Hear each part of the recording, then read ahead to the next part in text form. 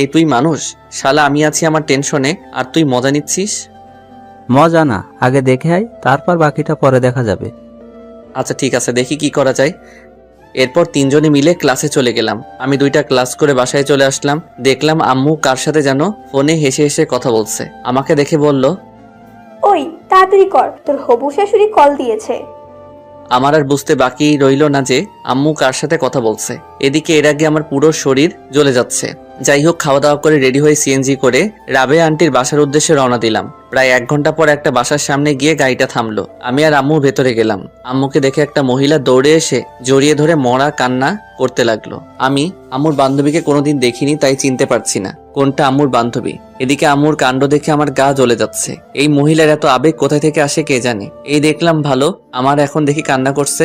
আমাকে তো শালা বোম মারলেও কান্না বেরোবে না। যাই হোক, একটু পরে রাবিয়া আন্টি আমার দিকে তাকালো। আম্মু ইশারায় আমাকে সালাম দিতে বলল। আমার আর বুঝতে বাকি রইল না এটাই আমার বান্ধবী। আমিও সালাম দিলাম। এরপর আন্টি আমার কাছে এসে বলল, এই সুফিয়া, এটা তোর ছেলে নাকি? এটাই তোর হবু জামাই। আল্লাহ, কত বড় হয়ে গেছে। জানো বাবা, তোমার সেই ছোট্টবেলায় দেখেছিলাম তুমি কত হিসু করে দিয়েছিলে আমার গোলে, তার হিসেব নেই। যা কথা বলছি এখানে, আর উনি চলে গেলেন।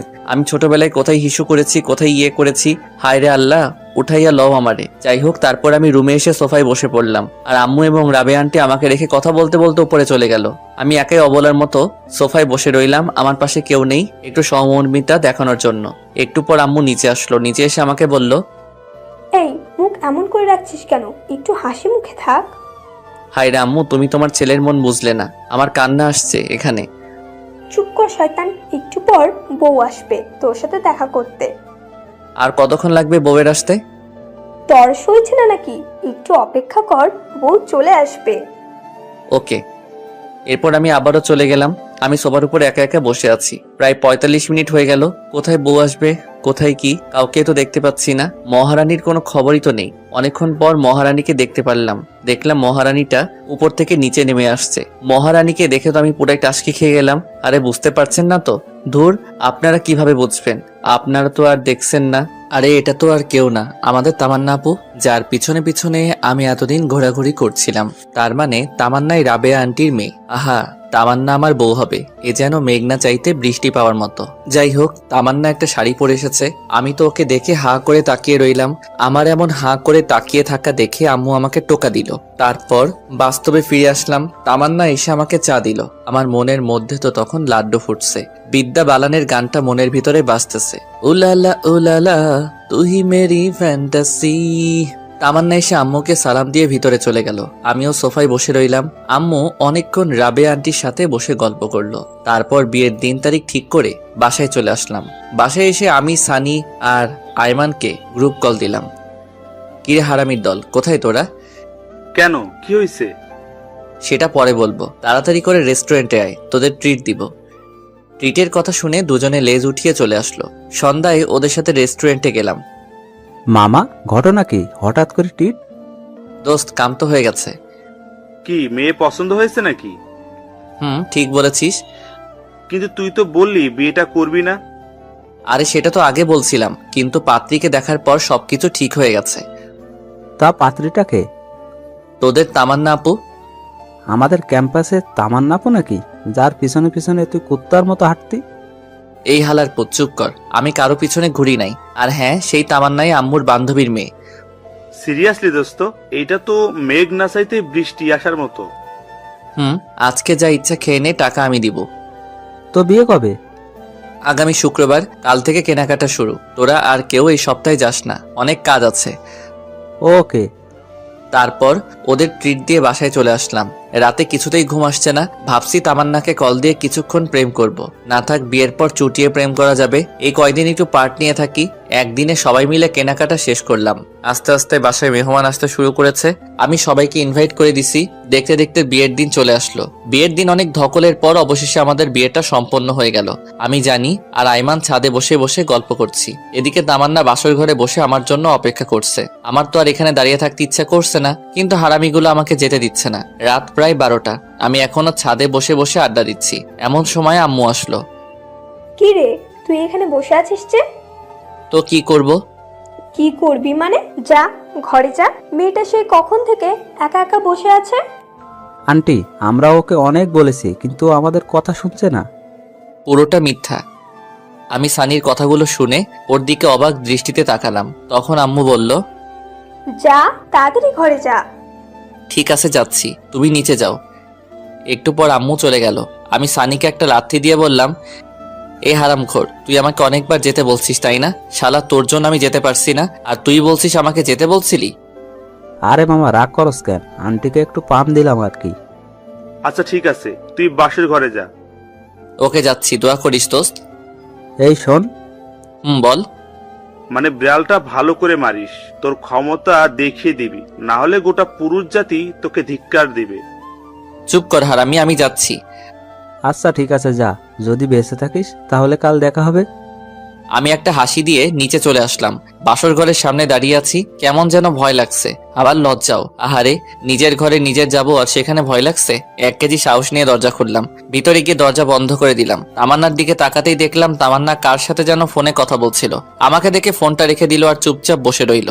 আমি গিয়ে ওর সামনে দাঁড়ালাম, ভাবছি সে হয়তো আমাকে সালাম করবে। অনেকক্ষণ দাঁড়িয়ে থাকার পরও দেখলাম সে বসে আছে। আমি মনে করছি আমি জুনিয়র, তাই হয়তো আমাকে সালাম করতে লজ্জা লাগছে, বা করবে না। যাক, করা লাগবে না, একটা সালামে কিছু যায় আসে না। আমি গিয়ে খাটের উপর বসলাম। তখন তামান্না বলল, তোর সাথে আমার কিছু কথা আছে। বাহ, শুরুতেই তুই? আমি বললাম, কি কথা বলেন। আমি তোকে স্বামী হিসেবে মানতে পারবো না। মুহূর্তে যেন আমার পায়ের নিচ থেকে মাটি সরে গেল। নিজেকে শক্ত করে বললাম, কেন পারবে না? আর সে কথা বিয়ের আগে বলেননি কেন? বলিনি কারণ আম্মুর কথার উপরে আমি কোনো কথা বলতে পারবো না। তাছাড়া বাবা অসুস্থ, এখন যদি বিয়েটা না করি তাহলে বাবা হয়তো আরো বেশি অসুস্থ হয়ে যাবে। আপনার মা বাবার কথা চিন্তা করে আমার লাইফটা নষ্ট করে দিলেন কেন? আপনার যদি বিয়েতে মত না থাকতো আপনার বাবা মাকে বলতেন।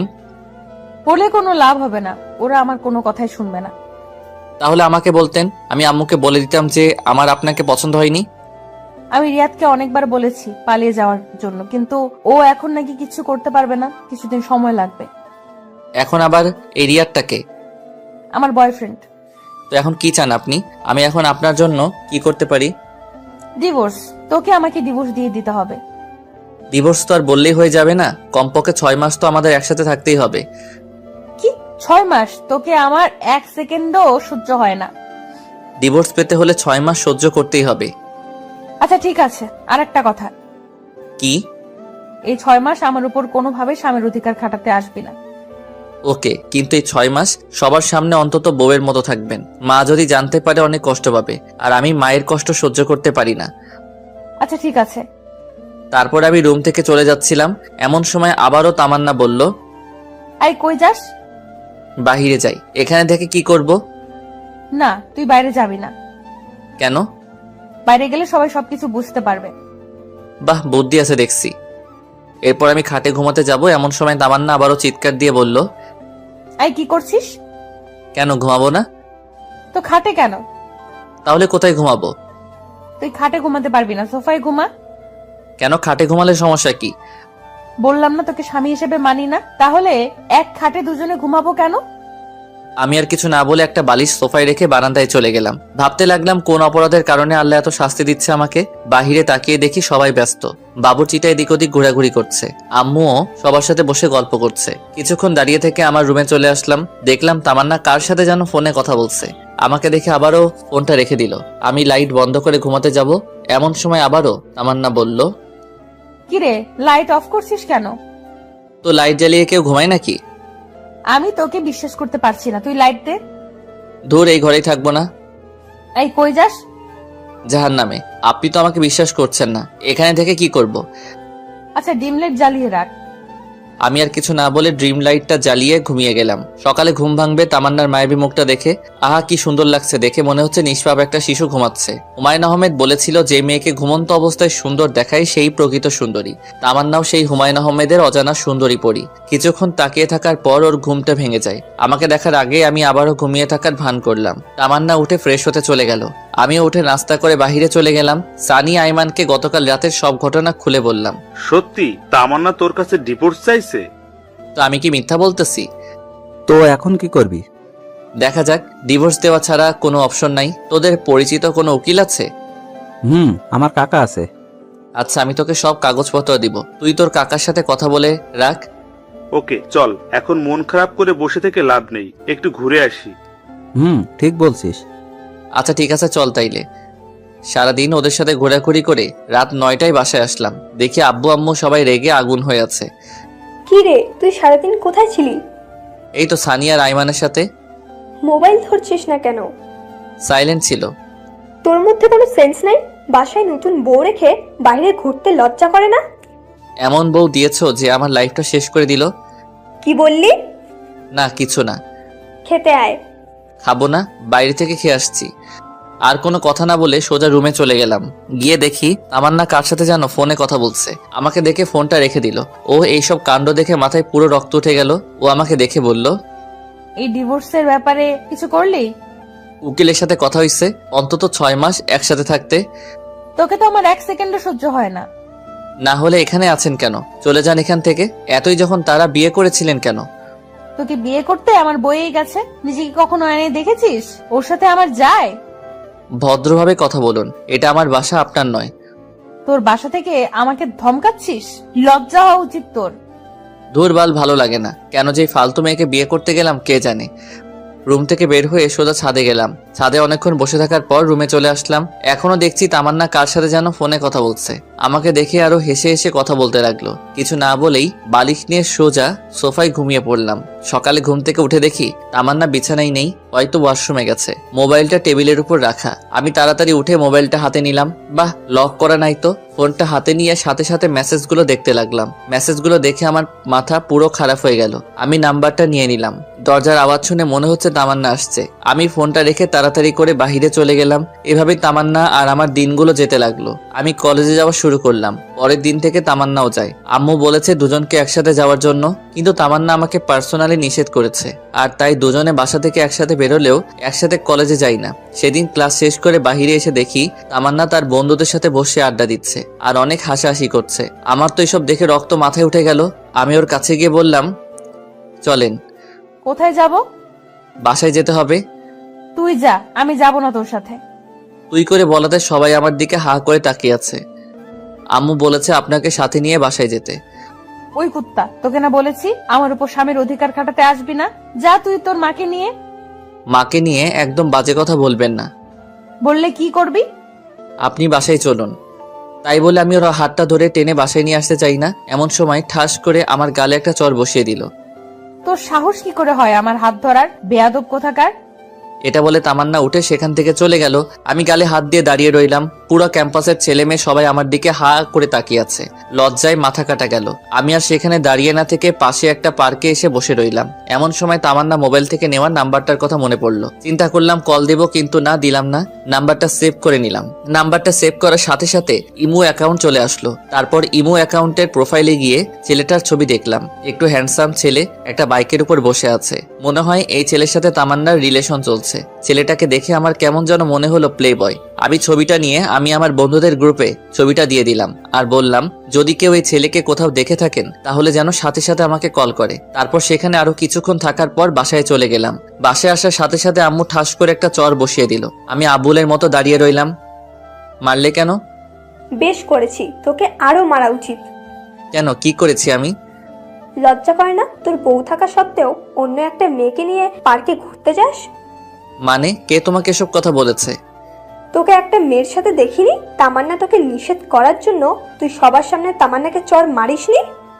এ কথা শুনে তো আমার মাথায় আকাশ ভেঙে পড়বে। আম্মু, আমার কথাটা শোনো।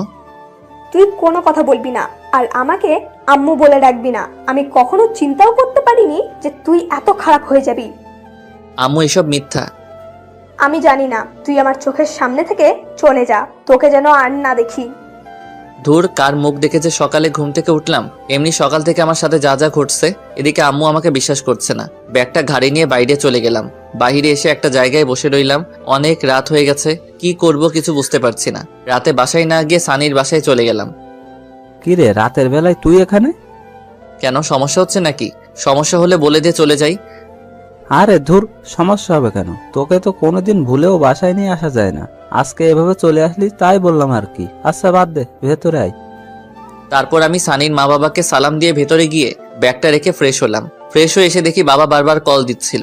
আমি ফোনটা কেটে দিয়ে সুইচ অফ করে রাখলাম। একটু পর সানির মা এসে খাওয়ার জন্য দেখে গেল। তারপর খাওয়া দাওয়া শেষ করে রুমে চলে আসলাম।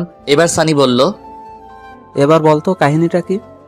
তারপর আমি সানিকে সবকিছু খুলে বললাম। আমার কথাগুলো শুনে সানি বলল, আচ্ছা, তাহলে এই ঘটনা।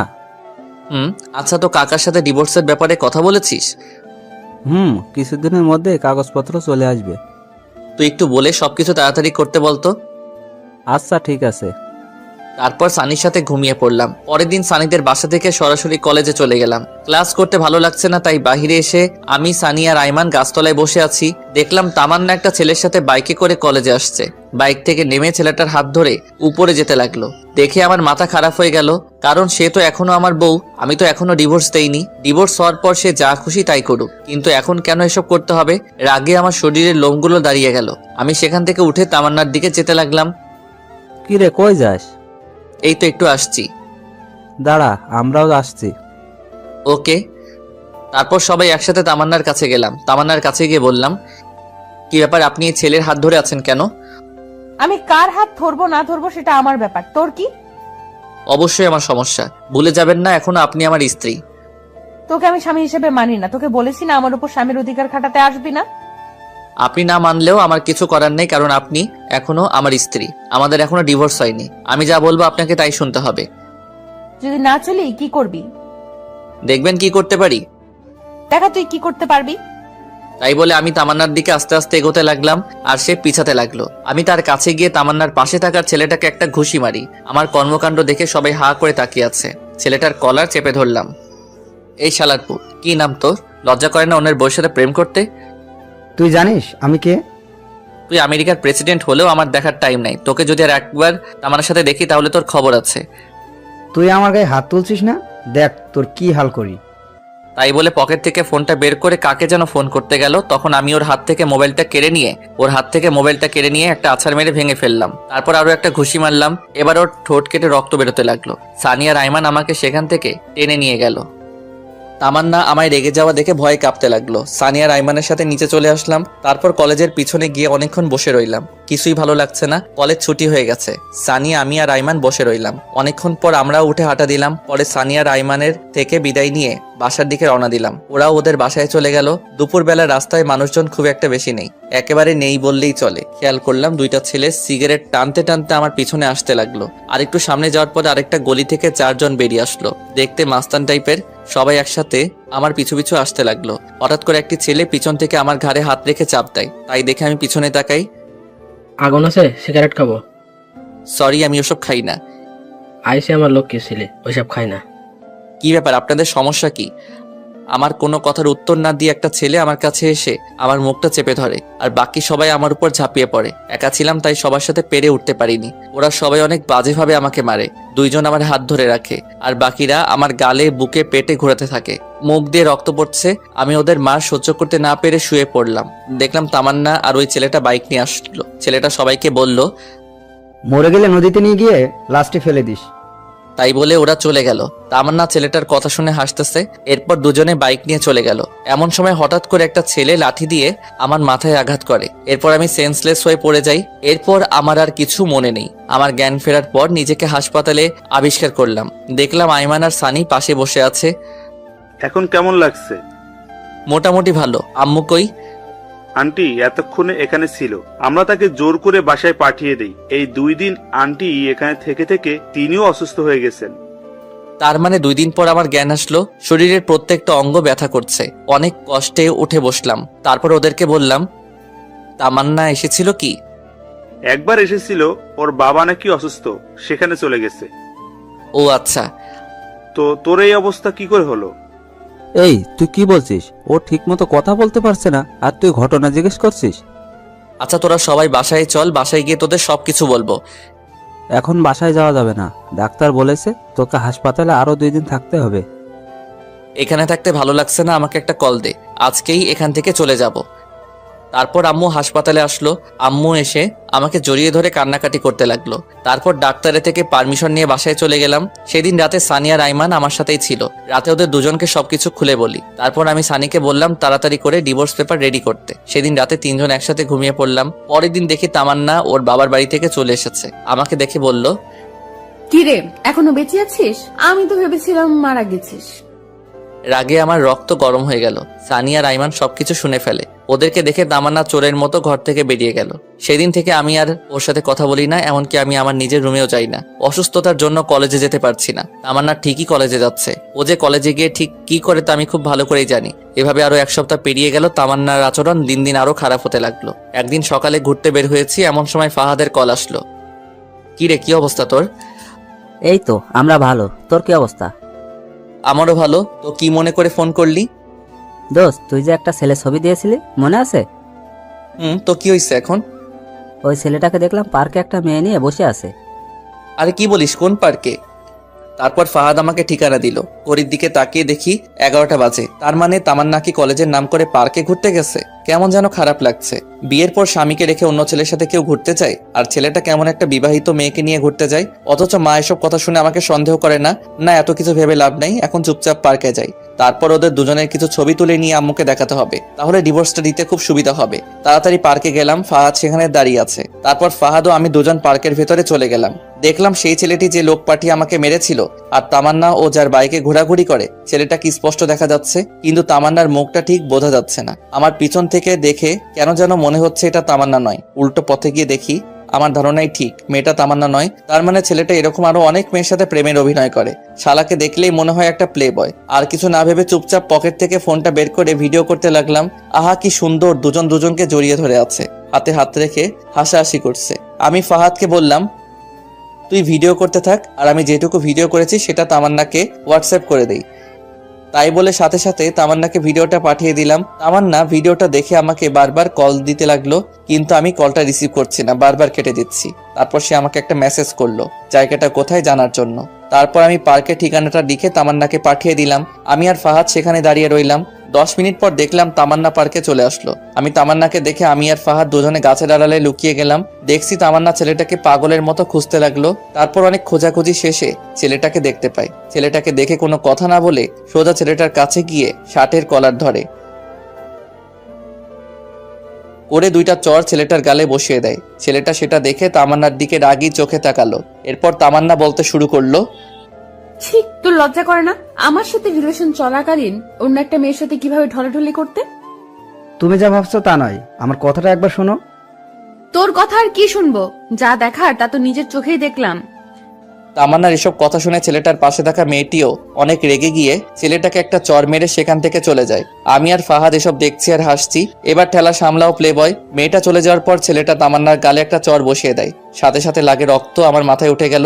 ইচ্ছা করছে ছেলেটাকে এখানে মেরে পুঁতে ফেলি, কিন্তু না, তামান্নাও আমাকে অনেক কষ্ট দিয়েছে। আর তাই এবার সে বুঝুক ভালোবাসার মানুষ কষ্ট দিলে তা কেমন লাগে। বেশি আলগা পিরিত দেখালে এমনটাই হয়। ছেলেটা তামান্নাকে বলতে লাগলো, ওই তুই আমাকে ফারিয়ার সামনে অপমান করলি কেন? বেশ করেছি, তুই আমার সাথে রিলেশনে থেকে অন্য একটা মেয়ের সাথে কি করছিস? হ্যাঁ, কি তোর রিলেশন? হা হা হা, তুই ভাবলি কি করে আমি তোর সাথে রিলেশন করছি? মানে আমি কোনোদিন তোর সাথে রিলেশন করিনি। তোর সাথে যা ছিল সেটা হচ্ছে টাইম পাস। আর তুই ভাবলি কি করে তোর মতো একটা মেয়েকে আমি আমার বউ বানাবো? কেন আমাকে বিয়ে করতে পারবে না কেন? যে মেয়ে বিয়ের পর স্বামীর সাথে খারাপ ব্যবহার করে, বাসায় স্বামী রেখে অন্য একটা ছেলের সাথে রিলেশন করে, তাকে বিয়ে করা আমার পক্ষে কোনোভাবেই সম্ভব না। প্রপোজ করার সময় মনে ছিল না? সবই মনে ছিল, কিন্তু আমি তো তোর সাথে রিলেশন করিনি। যা করেছি তা হচ্ছে টাইম পাস, টাকা নেওয়ার জন্য আর তোর শরীর ভোগ করার জন্য। টাকা তো অনেক আগেই খেয়েছি, কিন্তু তোর শরীরটা ভোগ করতে পারিনি। তাই এতদিন আমার নাটকটা চালিয়ে যেতে হলো। আমি বিয়ে করব ফারিয়াকে, ওর বাবার অনেক টাকা আছে। তোর বাবার কি আছে?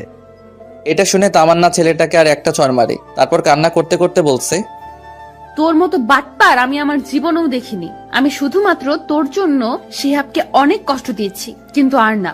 আজকে থেকে আমাদের সম্পর্ক এখানেই শেষ, আর কোনো দিন আমার সামনে আসবি না। এটা বলে তামান্না কাঁদতে কাঁদতে বাসায় চলে যায়। আর এদিকে ছেলেটা গালে হাত দিয়ে আবুলের মতো দাঁড়িয়ে আছে। তামান্না কথা ভেবে খুব খারাপ লাগছে। বেচারি খুব ভালোবাসতো ছেলেটাকে। আবার আমার অনেক ভালো লাগছিল যে ফকির নিয়ে আমার সাথে অনেক বাজে ব্যবহার করেছে। এবার ঠেলা বোঝ, আর কিছুদিন অপেক্ষা কর, আমিও তোকে ডিভোর্স দিয়ে দিব। তখন বুঝবি এই শিহাব তোর জীবনে কতটা গুরুত্বপূর্ণ ছিল।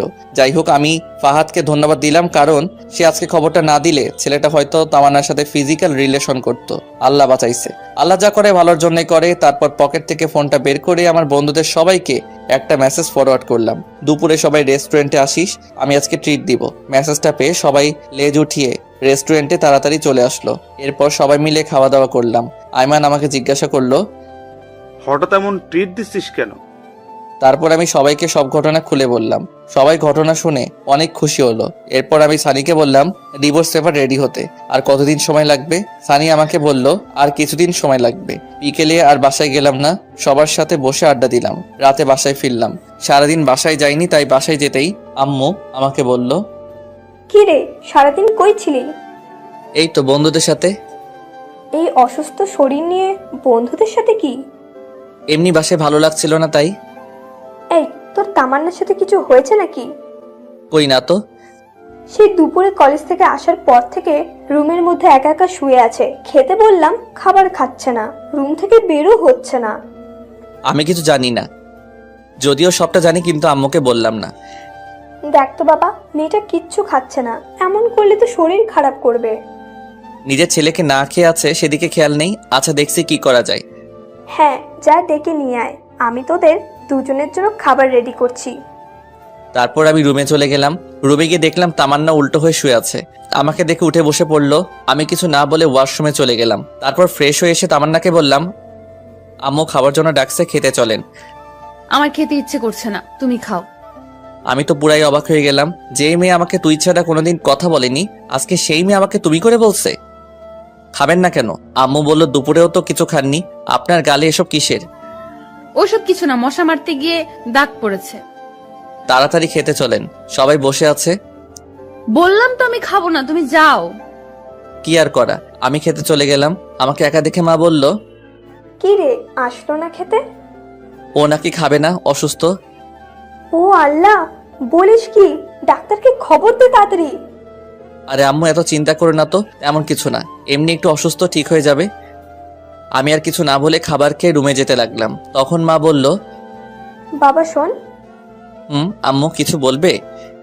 আমি বলছিলাম কি, খাবারটা রুমে নিয়ে যা, ওর খিদে লাগলে খেয়ে নেবে। প্লিজ বাবা, খাবারটা রুমে নিয়ে যা। কি আর করার, নিজের অনিচ্ছা সত্ত্বেও খাবারটা রুমে নিয়ে যেতে হলো। তারপর খাবারগুলো টেবিলের উপর রাখলাম আর তামান্নাকে বললাম, ভাত নিয়ে আসছি, খেয়ে নিন, না হলে শরীর খারাপ করবে।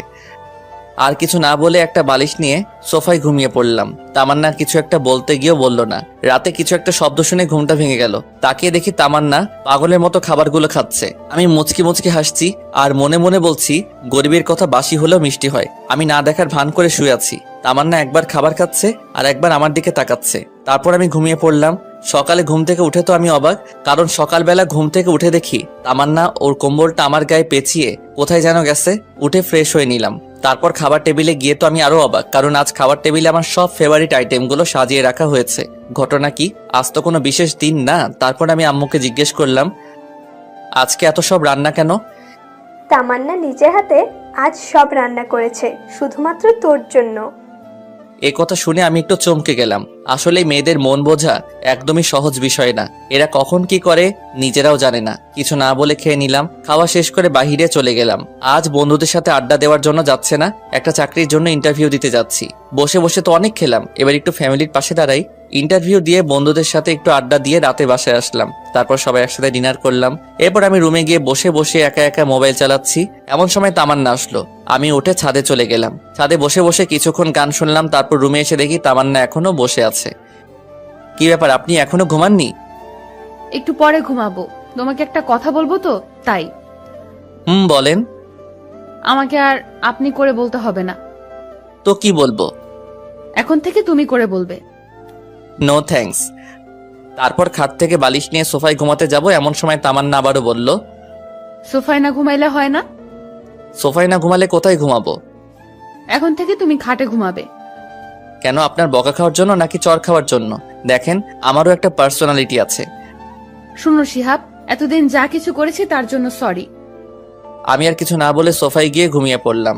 তুই কি ভেবেছিস তোর নরম নরম মিষ্টি কথায় আমি পটে যাব? তুই এখনো শিয়াবকে চিনিসনি। আমি তোকে অনেক ভালোবাসতাম, কিন্তু আমি যখনই তোর কাছে যেতাম তখনই অপমান ছাড়া আর কিছু পাইনি। যাক, এত কিছু ভেবে লাভ নেই, ঘুমিয়ে পড়ি। রাতে কারো গোঙানির শব্দে ঘুমটা ভেঙে গেল। ড্রিম লাইটের আলোয় রুমের মধ্যে সবকিছু একটু একটু দেখা যাচ্ছে। দেখলাম তামান্না শুয়ে শুয়ে কান্না করছে। ও কান্না করুক, তাতে আমার কি। আমি বালিশটা কানের উপর চাপা দিয়ে ঘুমিয়ে পড়লাম। সকালবেলা কারো নরম হাতের স্পর্শে ঘুমটা ভেঙে গেল। হালকা চোখ খুলে দেখি তামান্না আমার মাথায় হাত বুলাচ্ছে। আমিও না বোঝার ভান করে ঘুমিয়ে আছি। একটু পর সে উঠে গোসল করতে চলে গেল। গোসল করে এসে আমাকে ডাকতে লাগলো। ঘুম থেকে উঠে আমিও ফ্রেশ হয়ে নিলাম। সকালবেলা নাস্তা করে শুয়ে শুয়ে ফেসবুকিং করছি। এমন সময় আয়মান কল দিয়ে বলল, দোস্ত, তোর চাকরিটা হয়ে গেছে? আমি খবরটা শুনে অনেক খুশি হয়ে গেলাম। যাক, এতদিন একটু পরিবারের পাশে দাঁড়াতে পারবো। আব্বু আম্মু দুজনকে খবরটা দিলাম। দুজনেই বেশ খুশি। তামান্নাকে কিছুই বললাম না। তারপর সানিয়া রাইমানের সাথে আড্ডা দিয়ে রাতে বাসায় ফিরলাম। বাসায় ফিরতেই তামান্না আমাকে বলল, কংগ্রেচুলেশন। কংগ্রাচুলেশন কেন? নতুন চাকরি পেয়েছো তাই। ও আচ্ছা, ধন্যবাদ। পরের দিন সকালে ঘুম থেকে উঠে নাস্তা করে রেডি হয়ে অফিসে চলে গেলাম। আজ অফিসের প্রথম দিন, অনেক ভালো লাগলো। অফিসের কলিগের সাথে পরিচিত হলাম, বসের সাথে পরিচিত হলাম। এক কথায় দিনটা অনেক ভালো কাটলো। এইভাবে আরো 10টি দিন কেটে গেল। তামান্না বারবার আমার কাছে আসতে চাই, আমার সাথে কথা বলতে চাই, কিন্তু আমি ওর সাথে কথা বলি না। কারণ অতীতের কথাগুলো আমি এখনো ভুলি নাই। তামান্নার জন্য আমি এতদিন কলেজে যাই নাই বললেই চলে। সেদিন কলেজে সবার সামনে অপমান করার পর থেকে আর কলেজে যাই না, শুধু পরীক্ষাটা দিয়ে চলে আসি। পরের দিন অফিসে যাচ্ছি, এমন সময় আম্মু এসে বলল, কি রে, অফিসে যাচ্ছিস? কিছু বলবে? হ্যাঁ, বলছিলাম কি, তামান্নার মা ফোন করেছিল। সে নাকি একটু অসুস্থ, তাই তামান্নাকে ওর মা যেতে বলেছে। তো যাক না, আমি কি বারণ করেছি? না মানে, আমি বলছিলাম কি, তুই যদি দিয়ে আসতি তাহলে খুব ভালো হতো। আমি কিভাবে দিয়ে আসবো? অফিসে দেরি হয়ে যাবে তো। হবে না, তামান্না রেডি আছে। প্লিজ বাবা, তুই একটু ওকে নামিয়ে দিয়ে যা। কি আর করার, অনিচ্ছা সত্ত্বেও আম্মুর কথা শুনে তামান্নাকে নিয়ে বেরিয়ে পড়লাম। একটা সিএনজি নিলাম। তামান্না আর আমি পাশাপাশি বসে আছি, কিন্তু কেউ কারোর সাথে কোনো কথা বলছি না। তামান্নার মুখ দেখে বুঝতে পারছি সে কিছু বলতে চায়, কিন্তু বলতে পারছে না। তাই দেখে আমি বললাম, কিছু বলবেন কি? তোমার অফিস কখন শেষ হবে? 4টায় কাজের চাপ থাকলে দেরি হতে পারে। আচ্ছা, একটা কথা বলি। জি বলেন। তোমার অফিসে কি মেয়ে কলিগ আছে? হ্যাঁ, 5 জন আছে। 2 জন আমার পাশেই বসে। ও আচ্ছা। কথা বলতে বলতে তামান্না তো বাসার সামনে চলে আসলাম। তামান্নাকে তামান্নাদের বাড়িতে নামিয়ে দিয়ে আসতে যাব এমন সময়, বাসায় আসবে না? না, আমার অফিসে দেরি হয়ে যাচ্ছে। তাহলে অফিসে সে এসো। না, আর কারো অপমান সহ্য করব না। এমনিতেই অনেক অপমান সহ্য করেছি। কলেজে যাওয়া বন্ধ করে দিছি। আপনি ভেতরে যান। তামান্না কিছু বলতে চাইছিল, কিন্তু আমি ওর কথা না শুনে সিএনজি ড্রাইভারকে বললাম গাড়ি টান দিতে। তারপর সোজা অফিসে চলে গেলাম। সারাদিন অফিস করে বিকেলে আড্ডা দিয়ে বাসায় গেলাম। আমি বাসায় যেতেই আম্মু আমাকে বলল, কি রে, তুই এখানে কেন? তো কোথায় যাব? তামান্নাদের বাসায় যাসনি? আমাকে কি পাগলা কুত্তায় কামড়াইছে? ভালো লাগছে না, খাবার দাও তো। তোমার কথা রাখতে গিয়ে আজ আমার জীবন তেজপাতা হয়ে গেল। কি বললি? কিছু না, খাবার দাও তাড়াতাড়ি, আমি ফ্রেশ হয়ে আসছি। আচ্ছা আয়। তারপর ফ্রেশ হয়ে এসে খাওয়া দাওয়া করে রুমে গিয়ে শুয়ে রইলাম। আহ, কি শান্তি! কতদিন পর আজ একটু শান্তি করে বিছানায় ঘুমাবো। এতদিন এই ফকিন্নির জন্য বিছানায় ঘুমাতে পারিনি। মনে হচ্ছে 20টা বছর খাটে ঘুমাই না। শুয়ে শুয়ে গান শুনছি, এমন সময় একটা অচেনা নাম্বার থেকে কল আসলো। আসসালামু আলাইকুম, কে বলছেন? আমি। আরে, এই আমিটাকে? আরে, আমি তামান্না বলছি। ও আচ্ছা, তো এটা আবার কার নাম্বার? আমার একটা কাজিনের নাম্বার। তুমি ঠিক মতো খাইছো? হ্যাঁ খাইছি, আপনি খাইছেন? আচ্ছা, এখন আপনার আম্মু কেমন আছে? জি ভালো। আচ্ছা, তাহলে এখন ফোনটা রাখি, ঘুমাবো, খুব ঘুম পাচ্ছে। ওকে। কল কেটে দিয়ে ভাবছি হঠাৎ এত কেয়ার নিচ্ছে কেন। মেয়ে মানুষকে বিশ্বাস করতে নাই। এদের মনে কখন কি চলে তা নিজেরাও জানে না। যাই হোক, তামান্না যে আস্তে আস্তে আমার প্রতি দুর্বল হচ্ছে সেটা আমি ঠিকই বুঝতে পারছি। এভাবে আরো 1 সপ্তাহ কেটে গেল। আমি আরামসে বিছানায় খাওয়া দাওয়া করে অফিসে যাই আর বন্ধুদের সাথে আড্ডা দেই। তামান্নার সাথে আর কথা বলি না। যদি সে নিজে থেকে কল দেয় তাহলে হাই হ্যালো ছাড়া অতিরিক্ত কোনো কথা হয় না। সেদিন অফিসে কাজ করছি, সানি এমন সময় কল করলো। কি রে, কি অবস্থা তোর? এই তো ভালো, তোর কি অবস্থা? আসি রে, বেকার মানুষের আর কি অবস্থা। আচ্ছা শোন, যে জন্য কল করেছিলাম। বল। তোর ডিভোর্স পেপার রেডি হয়ে গেছে। বিকেলে পুকুর পাড়ে আসিস, পেপারটা নিয়ে যাস। ধন্যবাদ দোস্ত। শুকনো ধন্যবাদ দিতে হবে না, টিপ দিতে হবে। আচ্ছা ঠিক আছে, তাহলে আইমানকেও সাথে নিয়ে আসিস। আচ্ছা ঠিক আছে। যাক, অবশেষে পেপারটা রেডি হলো। এই পেপারটার জন্য এতদিন যেই প্যারায় ছিলাম তা বলে বোঝানো যাবে না। বিকেলে অফিস শেষ করে পুকুর পাড়ে চলে গেলাম। গিয়ে দেখলাম সানিয়া আর আইমান বসে আছে। তারপর ওদের সাথে বসে অনেকক্ষণ আড্ডা দিলাম। তারপর ওদের ট্রিট দিয়ে বাসায় চলে আসলাম। বাসায় এসে দেখি আম্মু রেগে আছে। কি হয়েছে আম্মু, এভাবে তাকিয়ে আছো কেন? তোর মোবাইল কই শুনি? আছে তো। তাই বলে পকেটে হাত দিয়ে মোবাইলটা বের করে দেখি মোবাইলটা বন্ধ হয়ে আছে। তোকে কল দেই, কল যায় না কেন? আমি ফোনে চার্জ ছিল না, সেজন্য কল আসেনি। মোবাইল চালাতেই ভালো লাগে, চার্জ দিতে মনে থাকে না? আচ্ছা বাদ দাও তো, কল দিয়েছিলে কেন? তামান্নাকে নিয়ে আসার জন্য। আমি তো নিয়ে আসতে যাবো ওকে, একা একা আসতে পারে না নাকি আমি ওর বডিগার্ড? এ কেমন কথা বলছিস? মেয়েটা একা একা আসবে কি করে? তুই যা, ওকে নিয়ে আয়। আমি গিয়ে ওকে নিয়ে আসবো মানে? হ্যাঁ, তুই গিয়ে ওকে নিয়ে আয়, না হলে তোর এই বাড়িতে ঠাঁই নাই। এটা কেমন কথা?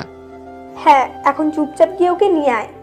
কি আর করার, বাসা থেকে বেরিয়ে আবার তামান্নাদের বাসায় গেলাম। ওদের বাসায় গিয়ে দেখি 8:30 বাজে। অনেকক্ষণ ধরে কলিং বেল বাজাচ্ছে কিন্তু দরজা খুলছে না। অনেকক্ষণ পর তামান্নার মা এসে দরজা খুলে দিল। আসসালামু আলাইকুম, কেমন আছেন? আলহামদুলিল্লাহ ভালো। তুমি কেমন আছো বাবা? আলহামদুলিল্লাহ ভালো। তামান্না উপরে আছে, যাও। ইচ্ছা না থাকা সত্ত্বেও উপরে চলে গেলাম। গিয়ে দেখলাম তামান্না রেডি হয়ে বসে আছে। আমি ওকে বললাম, রেডি হইছেন? আম্মা ফোন করেছিল, কিন্তু তুমি আসতে এত দেরি করলে কেন?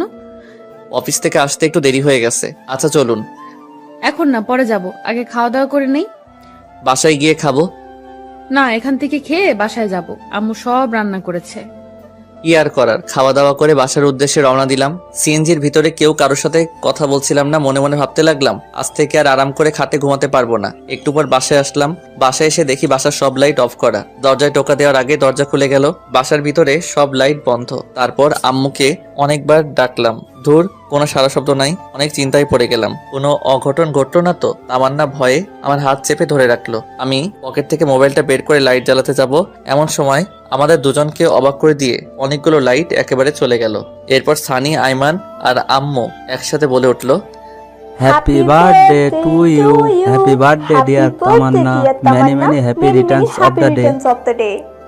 আমি তো পুরাই টাস্কি খেয়ে গেলাম। এসব কে করলো, কখন করলো আর কিভাবে করলো? আমি তো এই 2 ঘন্টা আগে বাসায় ছিলাম, কই তখন তো কিছুই ছিল না। আমি শুধু ভাবছি। আর তামান্না আম্মুকে বলল, আম্মু, আপনি কি করে জানলেন আজকে আমার জন্মদিন? আর এত কিছুই বা কে করলো?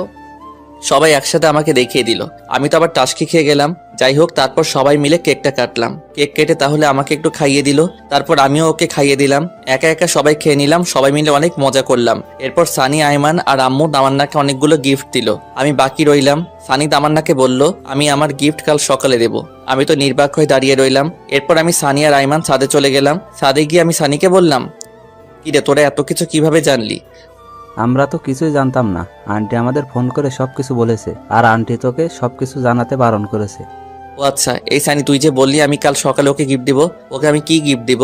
আরে বেটা, তামান্না তোর কাছে কি চেয়েছিল? ডিভোর্স, তাই না? আর ডিভোর্স পেপার তো রেডি হয়ে গেছে। কাল সকালে ডিভোর্স পেপার তামান্নাকে দিবি, আর এটাই হবে ওর সব থেকে বড় উপহার। একদম ঠিক বলছিস। আচ্ছা অনেক রাত হয়েছে, এখন ঘুমাতে যাই। চল। এরপর ছাদ থেকে নেমে সানিয়া রাইমানকে একটা রুমে রেখে আমি আমার রুমে চলে গেলাম। রুমে গিয়ে দেখি তামান্না বসে বসে মোবাইল চালাচ্ছে। আমাকে দেখে বলল, থ্যাঙ্কস শিহাব, ধন্যবাদ। কেন? এত বড় একটা সারপ্রাইজ দেওয়ার জন্য। আচ্ছা ঠিক আছে, ঘুমিয়ে যান, অনেক রাত হয়েছে। এটা বলে বিছানা থেকে একটা বালিশ নিয়ে সোফায় ঘুমাতে যাব। এমন সময় তামান্না বলল, আমার গিফট কই? কাল সকালে অফিসে যাওয়ার আগে টেবিলের উপর রেখে যাব। ওকে, আচ্ছা একটা কথা বলি। বলেন। সোফায় না ঘুমালে হয় না? সোফায় না ঘুমালে কোথায় ঘুমাবো? খাটে ঘুমাও, অসুবিধা নাই। নো থ্যাঙ্কস, লাগবে না, আপনি ঘুমিয়ে যান। আর কিছু না বলেই ঘুমিয়ে পড়লাম। সকালে ঘুম থেকে উঠে দেখি তামান্না আমার আগেই ঘুম থেকে উঠে গেছে। আমি ফ্রেশ হয়ে ডাইনিং টেবিলে গিয়ে দেখি আম্মু রান্না করছে আর তামান্না সবকিছু ডাইনিং টেবিলে গুছিয়ে রাখছে। তারপর নাস্তা করে রুমে এসে ডিভোর্স পেপারটা হাতে নিলাম। অনেক কষ্ট হচ্ছে ডিভোর্স পেপারটা নিয়ে অনেকক্ষণ ধরে দাঁড়িয়ে আছি, সাইন করতে পারছি না। মেয়েটাকে অনেক ভালোবেসে ফেলেছিলাম, কিন্তু কি করার, হয়তো সে অন্য কারো কাছে ভালো থাকবে আমার থেকে, আর আমিও চাই সে সবসময় ভালো থাকুক। মনকে শক্ত করে সাইনটা করেই ফেললাম। ডিভোর্স পেপারের সাথে আরেকটা ছোট চিটকুট লিখলাম, আজ আপনার জন্মদিনের সব থেকে বড় উপহারটা দেওয়ার চেষ্টা করলাম। আমি জানি এই উপহারটা আপনার জন্য সব থেকে বেস্ট, যেটা আপনি আমার থেকে চেয়েছিলেন। আশা করি আপনিও সাইনটা করে দিবেন। দোয়া করি সবসময় ভালো থাকবেন, আর পারলে আমাকে মাফ করে দিবেন আপনাকে অনেক কষ্ট দেওয়ার জন্য। আর আমি চাই আপনি সবসময় ভালো থাকেন। এরপর চিরকুট আর ডিভোর্স পেপার টেবিলের উপর রেখে অফিসে চলে গেলাম। অফিসে যাওয়ার পথে অনেক পুরাতন একটা বন্ধুর সাথে দেখা, তারপর তার সাথে অনেকক্ষণ আড্ডা দিলাম। বন্ধুর সাথে আড্ডা দেওয়াতে অফিসে যেতে 20 মিনিট দেরি হলো। এরপর দেরিতে অফিসে যাওয়ার জন্য বসের অনেক ঝাড়ি শুনতে হলো। রাগে মোবাইলটা সাইলেন্ট করে রেখে কাজ করতে শুরু করি। অন্য দিনের তুলনায় আজকে একটু কাজের চাপ বেশি, কিন্তু কিছুই করার নাই। বেশি বাড়াবাড়ি করলে চাকরি থেকে বের করে দেওয়া হবে। বিকেলবেলা অফিস শেষে পকেট থেকে মোবাইলটা বের করতেই আমি পুরো অবাক হয়ে গেলাম। আম্মু 122টা কল দিয়েছে। তামান্নার আম্মুও অনেকগুলো কল দিয়েছে। সানি, আইমানের কোনো মেসেজ গুলো দেখে আমি তো আরো অবাক। একসাথে এতগুলো মেসেজ, এতগুলো কল, ব্যাপারটা কি কিছুই তো বুঝতেছি না। আর এতগুলো কল SMS আসলো, আমি টেরই পাইলাম না। মোবাইলটা হাতে নিয়ে দেখি তামান্না আম্মু আবার ফোন দিছে। হ্যালো, কোনো কথা বলছে না, শুধু কান্না করছে। তারপর আমি কলটা কেটে আমার আম্মুর কাছে কল দিলাম। আম্মু কল ধরছে না। এখন কি করব কিছুই তো বুঝতে পারছি না। আবার আইমানকে কল করলাম। হ্যালো দোস্ত, কি অবস্থা? কিরে, তোর এতবার কল দিলাম, কল ধরিস না কেন? আসলে অফিসে কাজের চাপ একটু বেশি তো, তাই।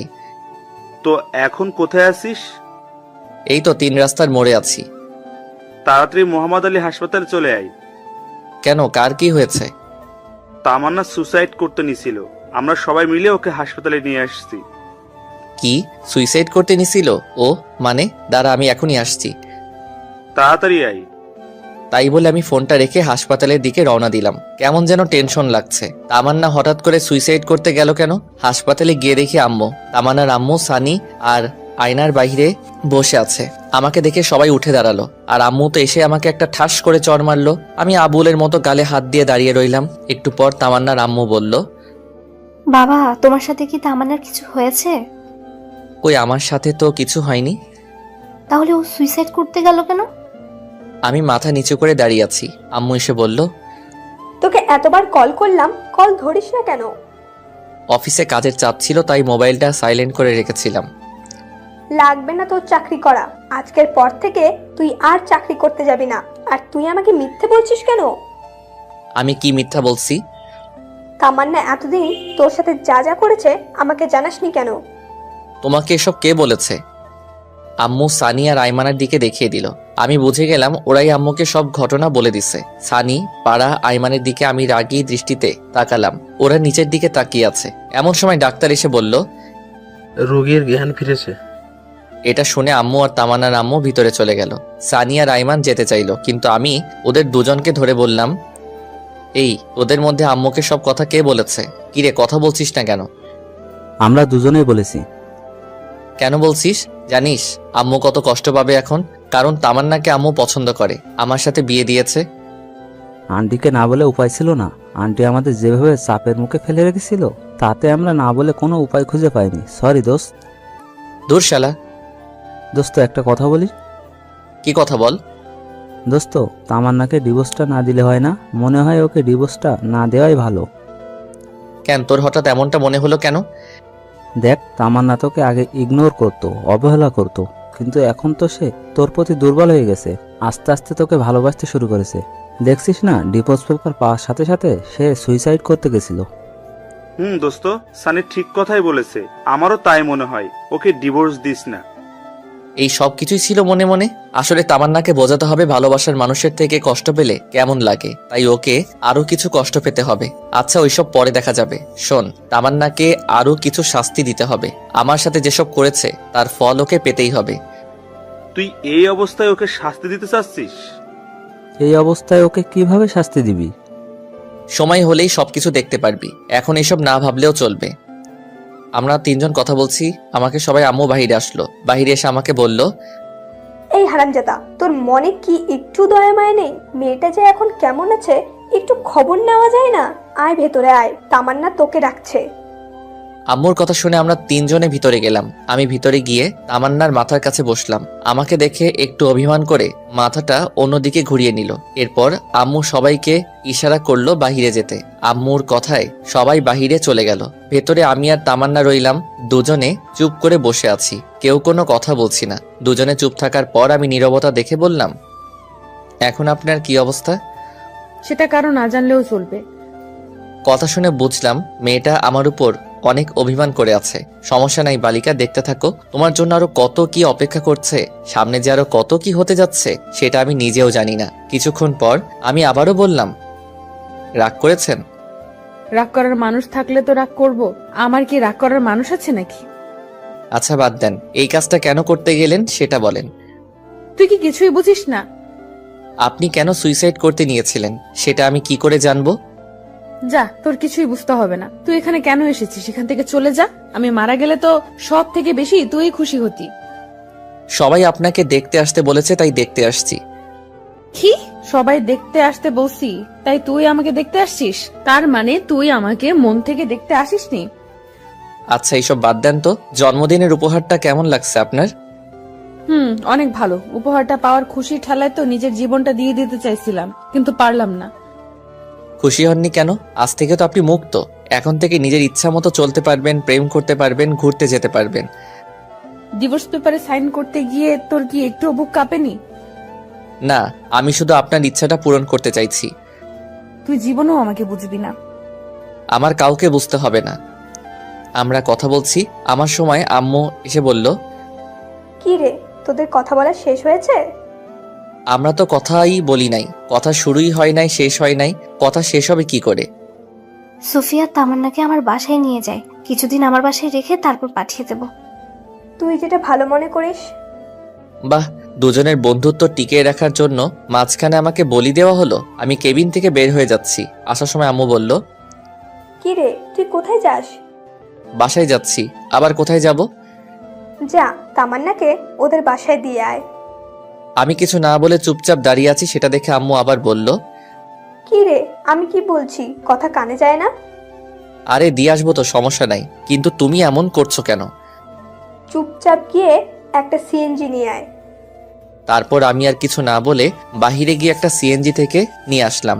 তারপর আমি তামান্নার আম্মু সিএনজিতে উঠে ওদের বাসার উদ্দেশ্যে রওনা দিলাম। সানি আর আইমানকে বললাম আম্মুকে ঠিক মতো বাসায় পৌঁছে দিতে। গাড়ির মধ্যে কেউ কোনো কথা বলি না।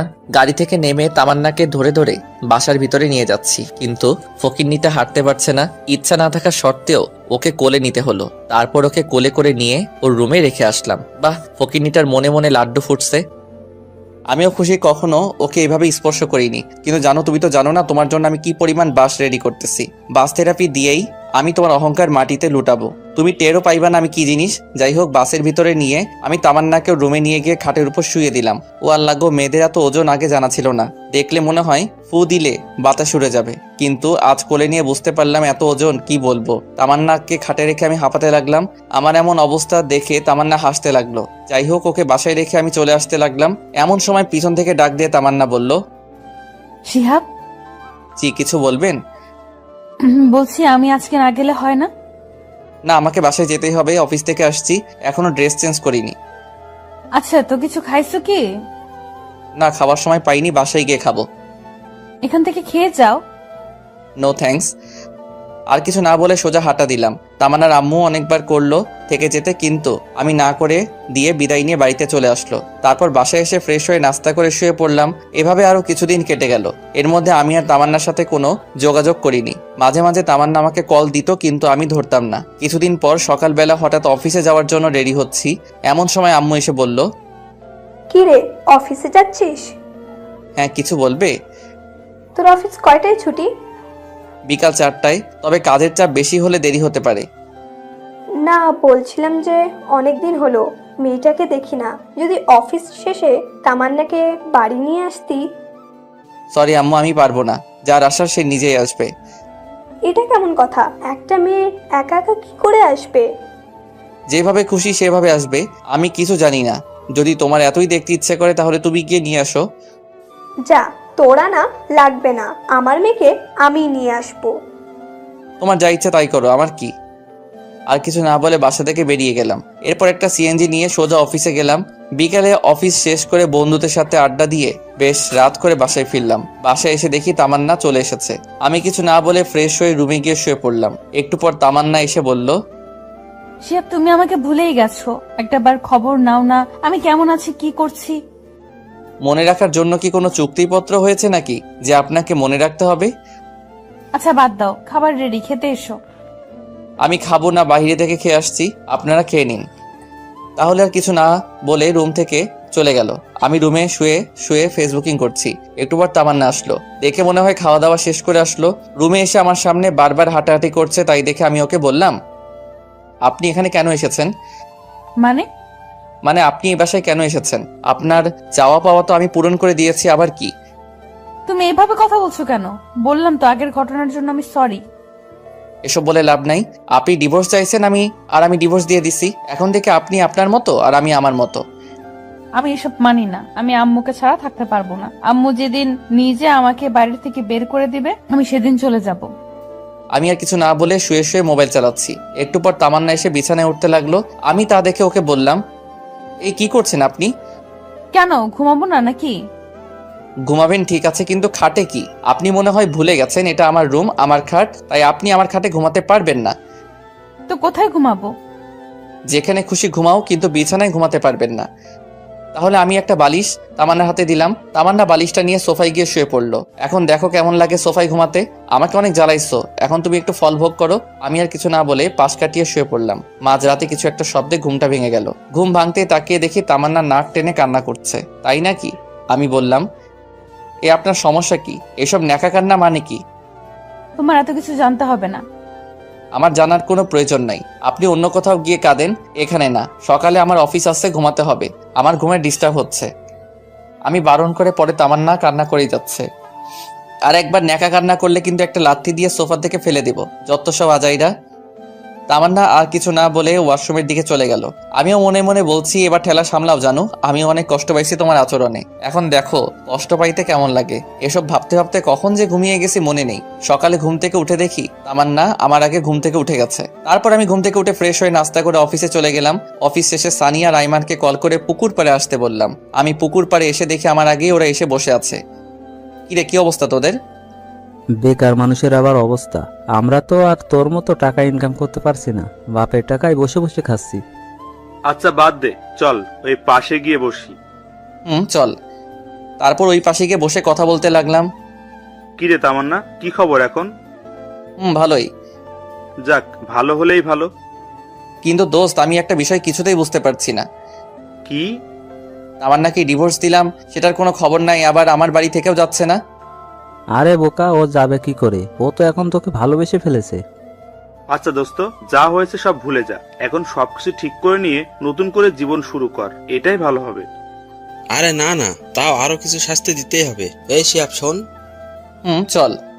তামান্না তোকে কলেজের সবার সামনে অপমান করেছে না? তুইও কি ওকে কলেজের সবার সামনে অপমান করবি? সেটা কি করে? আচ্ছা তাহলে শোন। ও মাই গুডনেস, সানি এত বড় একটা প্ল্যান, বল কি বলবো। আমি তো এটা কখনো ভাবিনি। কি আপনারা কিছু বুঝতে পারছেন না, তাই তো? গল্প পড়তে থাকুন, সবকিছু বুঝতে পারবেন। তারপর সানিকে বললাম, দূর বেটা, এভাবে অপমান করা ঠিক হবে না। যতই হোক সে আমার স্ত্রী। আরে বেটা, সমস্যা নাই, এখন একটু শাস্তি দে, পরে একটু বেশি করে আদর করে দিস, তাহলেই হয়ে যাবে। হা হা হা। আর আমি তুই আর ভালো হইলি না। আচ্ছা, কি কলেজে যাবি নাকি অফিসে যাবি, কোনটা? দুটোই, অফিসও করব আবার কলেজও করব। বসকে বললেই ছুটি দিয়ে দিবে। আচ্ছা, তাহলে তো তোর আর কোনো সমস্যা নাই। এরপর আরো কিছুক্ষণ সবাই মিলে বসে আড্ডা দিলাম। তারপর আমি বাসায় ফিরলাম। বাসায় ফিরে ফ্রেশ হয়ে নাস্তা করে সানির প্ল্যান অনুযায়ী মোবাইলটা সাইলেন্ট করে কানে ধরে কথা বলার অভিনয় করতে লাগলাম। পাশেই তামান্না ছিল। মানুষ প্রেম করে যেমন রোমান্টিক কথা বলে, আমি তেমনই রোমান্টিক কথা বলছি। এসব দেখে রেগে ফুলতে লাগলো। আমি আরো জোরে জোরে হেসে কথা বলতে লাগলাম। অনেকক্ষণ বক বক করার পর ফোনটা রেখে দিলাম। আসলে কোনোদিন প্রেম করিনি তো, তাই বেশি কথা বলতে পারলাম না। আমি তামান্নাকে দেখিয়ে ফোনে একটা কিস দিলাম। তামান্না এসে আমার সামনে দাঁড়ালো। কিছু বলবেন? মেয়েটাকে? তা দিয়ে আপনার কি কাজ? অনেক কাজ আছে, সেটা তোমার না জানলেও চলবে। আগে বলো মেয়েটা কে? আমার ভবিষ্যৎ বউ আবার কে? বাসায় বউ রেখে অন্য মেয়ের সাথে কথা বলতে লজ্জা করে না? কি বাসায় বউ মানে? কে বউ? কার বউ? কিভাবে বউ? আমি তোমার বউ, আবার কে? আপনি ভুলে যাবেন না আপনাকে আমি ডিভোর্স দিয়ে দিয়েছি, সো আপনি আমার কেউ নন। মানে কি বলছো সব তুমি? আপনি যা শুনেছেন তাই বলেছি। আর হ্যাঁ, আমার কোনো পার্সোনাল ব্যাপারে আপনি নাক গলাতে আসবেন না। আমি আম্মুকে বলে আপনাকে আপনার বাসায় পাঠানোর ব্যবস্থা করছি। শিহাব, আমি যা করেছি তার জন্য সত্যি আমি অনেক লজ্জিত। প্লিজ আমাকে মাফ করে দাও। আমি সরি তো। আমি ওর হাত আমার হাত থেকে এক ঝাড়ি দিয়ে ছাড়িয়ে নিলাম। এরপর আমি সেখান থেকে রাগ দেখিয়ে ছাদে চলে গেলাম। তারপর ছাদে গিয়ে দরজা আটকে দিয়ে একা একা লুঙ্গি ডান্স করতে লাগলাম। ফকিনি, যখন আমি তোর পিছনে ঘুরতাম, পাগলের মতো ভালোবাসতাম, তখন তুই আমার 2 টাকার দামও দিতি না। এবার দেখ কেমন লাগে। একটু পর ছাদ থেকে নেমে এসে ডিনার করে রুমে গিয়ে শুয়ে পড়লাম। তামান্না যথারীতি একটা বালিশ নিয়ে সোফায় ঘুমিয়ে পড়লো। রাতে কেন জানি ঘুমটা ভেঙে গেল। ঘুমটা ভাঙতে দেখলাম তামান্না কুটি মেরে শুয়ে আছে। ওর মায়াবী সুন্দর চেহারাটা দেখে আবারও ক্রাশ খেলাম। আসলেই ঘুমন্ত মানুষকে সত্যি অনেক সুন্দর এবং অনেক মায়াবী দেখতে লাগে। তামান্নার দিকে একটু ভালো করে তাকিয়ে দেখলাম মেয়েটা ঠান্ডায় কাঁপছে। তারপর আমি বিছানা থেকে উঠে গিয়ে কম্বলটা ওর গায়ে দিলাম। মোবাইলে সময় দেখলাম, একটু পর ফজরের আজান দেবে, তাই আর ঘুমালাম না। বিছানা থেকে উঠে এসে আজান দেওয়ার সাথে সাথে মসজিদে গিয়ে নামাজ আদায় করে আসলাম। নামাজ পড়া শেষে একটু হাঁটাহাঁটি করলাম। বাসায় এসে দেখি তামান্না মুখ টিপে টিপে হাসছে। মনে হয় কম্বলটা দেওয়ার কারণে এত খুশি। বালিকা এত খুশি হওয়ার কিছু নাই। একটু অপেক্ষা করো আর দেখতে থাকো শিহাব কি জিনিস। তুমি আমাকে যে কষ্ট দিয়েছো তা সুদে আসলে পরিশোধ করে নেব। সকালে নাস্তা করে রুমে এসে মোবাইল টিপতেছি, এমন সময় আম্মু এসে বলল, কি রে, আজকে অফিসে যাবি না? না আম্মু, আজকে ছুটি নিয়েছি। কেন রে, শরীর খারাপ নাকি? না আম্মু, অনেকদিন হলো কলেজে যাইনি, তাই ভাবছি আজকে কলেজে যাব। আর কলেজে একটু কাজও আছে। তামান্না আমার পাশেই ছিল। ও আমার কলেজে যাওয়ার কথা শুনে আম্মুকে বলল, আমি বলছিলাম কি, আমিও তো অনেকদিন হলো কলেজে যাই না, আর পড়াশোনাটাও ঠিকভাবে হচ্ছে না। যদি আজকে শিহাবের সাথে কলেজে যাই তাহলে কি কোনো সমস্যা হবে? আরে আমার আবার কি সমস্যা হবে? তোরা দুজন কলেজে যাবি, যা। ধন্যবাদ আম্মু। এই শিহাব, হ্যাঁ আম্মু বলো। বলছি তুই তামান্নাকে সাথে নিয়ে কলেজে যা। আমি পারবো না। পারবি না কেন?